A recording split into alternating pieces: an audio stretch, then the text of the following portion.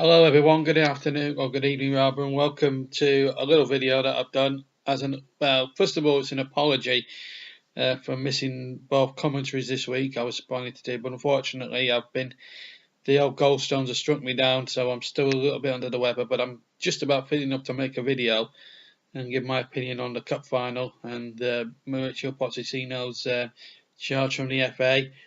And give my reactions to some good victories over the weekend for Burnley and obviously Man City winning the League Cup. But I just want to apologise. I didn't really feel well yesterday. I was absolutely struggling.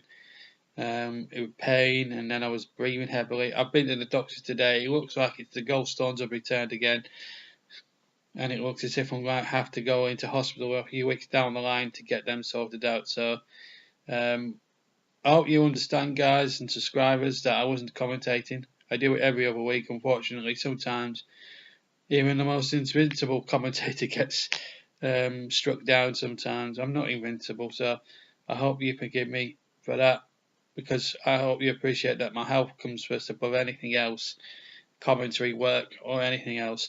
So I hope you understand why I wasn't on the mic this weekend doing the cup final and everything else. I was disappointed not to be given the opportunity, not to be allowed the opportunity by the Goldstones. But in the event, I want to touch on that first. I can't believe what happened yesterday. Listen, it wasn't a great game. I was sort of half glad I didn't do it because it was a poor final.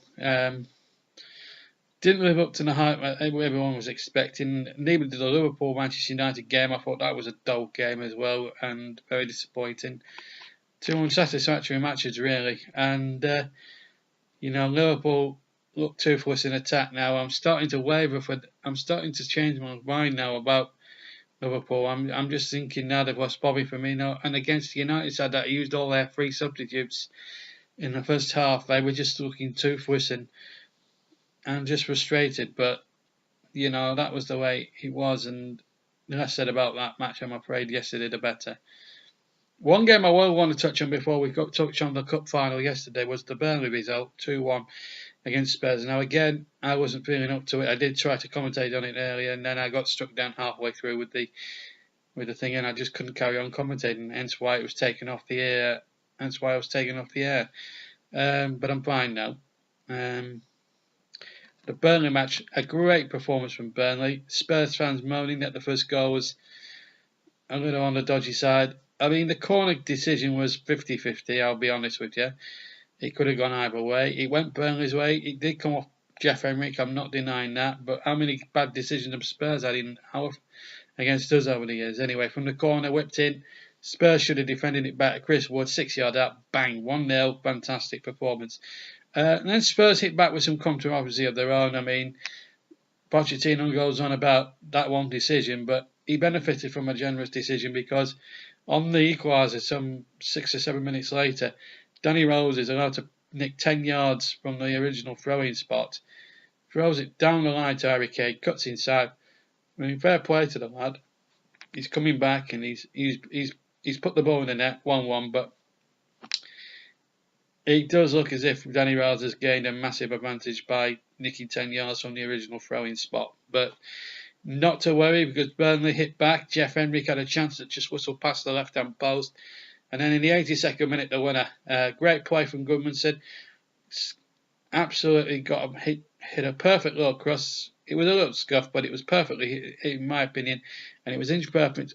And on a plate, really, for Ashley Barnes, who can't miss from 2 yards out. And Wood and Barnes are having a form of the lads. That win now moves us 6 points clear. We've got another big game tomorrow, and for coincidentally my birthday, as we take on Newcastle at St James's. So that might be a thrilling game. Again, I won't be able to commentate because I'm still not 100% fit to commentate. I need to be 100% to be revved up for the matches that I do commentate on. So I hope you understand. So there'll be no Clarets game tomorrow night. As for the League Cup final, firstly, before I get onto the Kepa Sarri incident, I'm sure you all want to hear what I've got to say on that.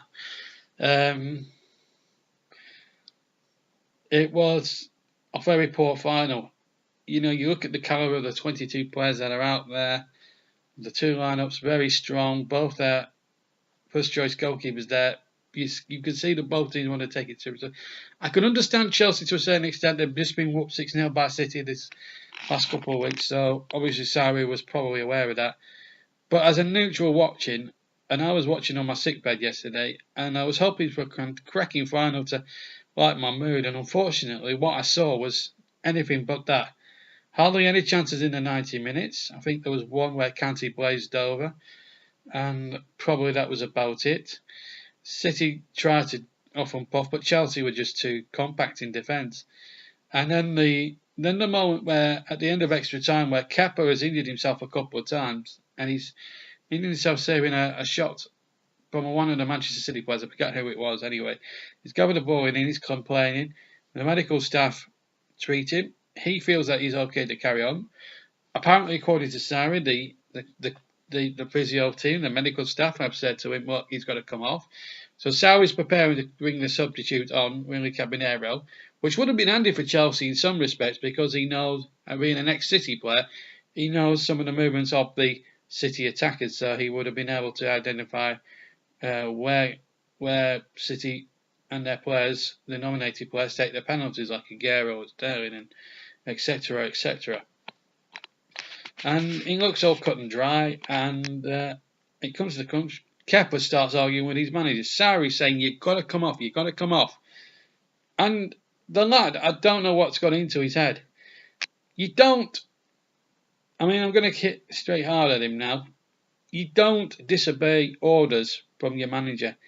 He's the reason that, I mean, Sarri should be proud of his troops to put in a dogged, determined performance. Okay, it wasn't a classic final, as I touched on earlier, but Sarri played a good tactical masterclass. He parked the bus, essentially, and kept a clean sheet. And he's a man under pressure. Remember, I commentated on their cup defeat against Manchester United, and they put in one of the most lamest performances I think I've ever seen at Stamford Bridge for quite some time. And,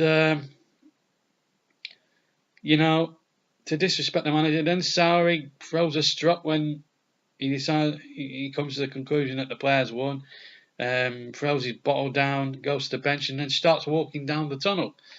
To be fair, he comes back to him, but you can tell he's miffed. Zola's miffed. Everybody is miffed. Anyway, he comes to the penalties, and in the end, he wasn't the hero, as Manchester City, as we all know, went on to win on penalties, and probably just about right, really. I mean, you can't deny City. I think if Chelsea would have won, it would have been injustice considering all that shenanigans had gone on before. I just think Chelsea were a little bit negative, maybe in certain passages of play. Not saying they didn't have any good chances, but they did. But I thought they were negative. City did try to play football, which as a neutral I want to see happen. And that's no disrespect to Sarri and these boys, but that's the way I like to see football played. And I was disappointed. Really, with the lack of attacking intent maybe from Chelsea. They got in a couple of times, but you know, I think it would. I think City, if they lost that, I think it would have been a little injustice because I thought they tried to play the football. So yeah, I think the best team just about won in the end. But having said that, I just want to finish with this. Kepa Arrizabalaga, or whatever you call yourself, you're a disgrace to football. You're a disgrace to your football club. You're a disgrace to your manager. And what's more, I don't think Sarri should be sacked. I think you should be sacked. You might be worth £71 million worth of goalkeeper, but that does not make you immortal, son. Never, ever immortal. And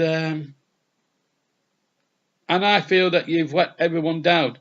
I think if anyone should be sacked and have your contract turned up, it's you. But this is undermining your teammates, for undermining your manager, and most importantly of all, undermining the club that you play for. When Sarri makes a decision, you've got to respect it whether you like it or not. Disgraceful, disgraceful, and I hope you regret that for the rest of your life because that was a very, very sorry incident. And I keep reading and hearing that it was all a misunderstanding and all that, and you know, people might advance that as an excuse for what happened out there yesterday. Not with me, they don't. It was a very, very poor. It was a very, very poor piece of. It was very, very poor conduct. One of the worst things I have ever seen done on a football field. Well, that's it from me. Have a fantastic rest of your Monday. Have a fantastic rest of your week. Hopefully I'll be back in 100% commentary mode for the weekend, and that's my aim now.